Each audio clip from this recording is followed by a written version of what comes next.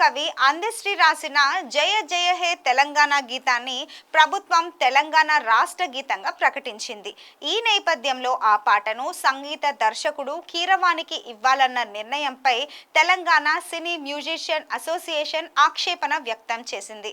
పక్క రాష్ట్రానికి చెందిన కీరవాణికి ఆ బాధ్యతలు అప్పగించడం అంటే తెలంగాణను అవమానించడమేనని స్పష్టం చేసింది.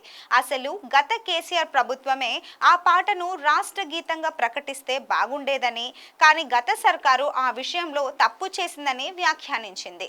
తెలంగాణలో ఎంతో మంది కళాకారులున్నందున వారికే ఆ అవకాశం ఇచ్చి చేసిన పొరపాటు సరిదిద్దుకోవాలని కోరింది.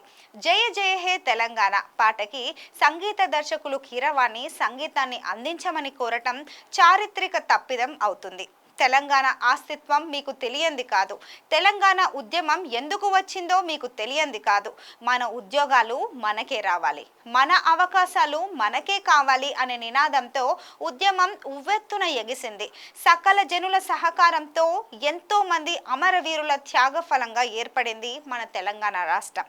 ఇంతటి ఖ్యాతి గడించిన మన రాష్ట్ర గీతాన్ని పక్క రాష్ట్రాల వాళ్ళు పాడడం ఏంటి?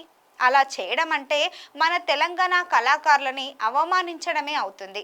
ఎంతో ప్రతిభావంతులు మన తెలంగాణలో ఉన్నారు. మన తెలంగాణ కళాకారులకు ఈ గొప్ప అవకాశాన్ని ఇచ్చి తెలంగాణ కళాకారులకి గౌరవాన్ని ఇస్తారని ఆశిస్తున్నామని తెలియజేశారు.